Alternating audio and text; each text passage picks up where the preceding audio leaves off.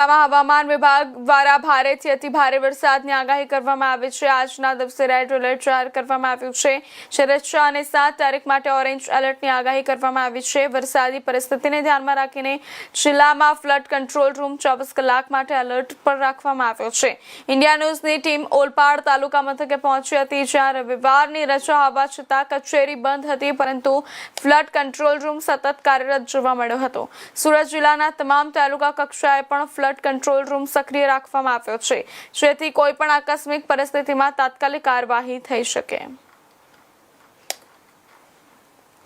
હવામાન વિભાગ દ્વારા ભારેથી અતિ ભારે વરસાદની આગાહી કરવામાં આવી હતી અને આગાહી સાચી ઠરી હોય તેમ સુરત જિલ્લામાં પણ સતત 3 થી 4 દિવસ સુધી વરસાદ વરસી રહ્યો છે। ત્યારે વહીવટી જે તંત્ર છે એ પણ સજ્જ થઈ ગયું છે। ત્યારે ઓલપાડ ડિઝાસ્ટર કંટ્રોલ રૂમ જે છે એ પણ હાલ 24 કલાક જે વરસાદની આંકડાકીય માહિતી પર સતત નજર રાખી રહ્યું છે અને જે કામગીરી છે એ કામગીરી પણ તમે જોઈ શકો છો દ્રશ્યમાં કે ઓલપાડ જે ફ્લડ કંટ્રોલ રૂમ છે એમાં જે કર્મચારીઓ છે એ કર્મચારીઓ સતત 24 કલાક સુધી કાર્યરત છે અને જે વરસાદની જે આંકડાકીય માહિતી છે એ આંકડાકીય માહિતી ઉપર સતત નજર રાખી રહ્યા છે અને ઉપર જિલ્લામાં એ આંકડાકીય માહિતીઓનો પણ સચોટ માહિતી આપી રહ્યા છે। ત્યારે હાલમાં આપણી સાથે જે કર્મચારી છે એમની પાસેથી ફ્લડ કંટ્રોલની જે વિગત છે, કઈ રીતના કામગીરી છે અને કઈ રીતના હાલમાં જે વરસાદની જે તાગ મેળવવાનો હોય છે એ કઈ રીતના મેળવતા હોય છે જેના વિશે આપણે જોઈશું।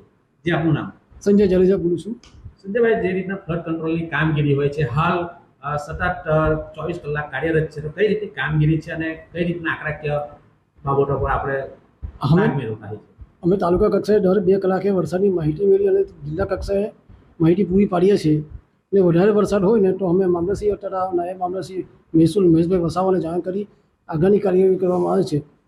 હાલમાં વરસાદ વધારે પડતો હોવાથી 24 કલાક કાર્યરત છે અને દર 12 કલાકે ડ્યુટી બદલાતી રહે છે। દિવસ દરમિયાન અમે હોઈએ છીએ અને રાત્રિ દરમિયાન બીજા કર્મચારીઓ આવીને ફરજ બજાવે છે અને દર 2 કલાકે માહિતી સી કલેક્ટર કચેરી જિલ્લા ફ્લડ કંટ્રોલ રૂમને પહોંચાડે છે। તો જે ચોક્કસ જે રીતના ફ્લડ કંટ્રોલ રૂમની જે કામ કરવાની જે પદ્ધતિ છે, 2 કલાકે વરસાદના જે ડેટા હોય છે એ અપડેટ કરવાના હોય છે અને કલેક્ટર ઓફિસ ખાતે ડેટા પહોંચાડવાના હોય છે અને 24 કલાક જે કાર્યરત છે ડિઝાસ્ટર મેનેજમેન્ટ કંટ્રોલ જે ઓલપાડનું છે 2 પાળીમાં હોય છે, એટલે કે અલગ અલગ જે માણસો છે એ ડ્યુટી બજાવતા હોય છે। પરંતુ હાલ સુરત જિલ્લાની અંદર દરેક તાલુકાની અંદર ડિઝાસ્ટર જે ફ્લડ કંટ્રોલ છે એ હાલ 24 કલાક કાર્યરત છે। Mahendrasinh Mangrola, India news. અમરેલી જિલ્લામાં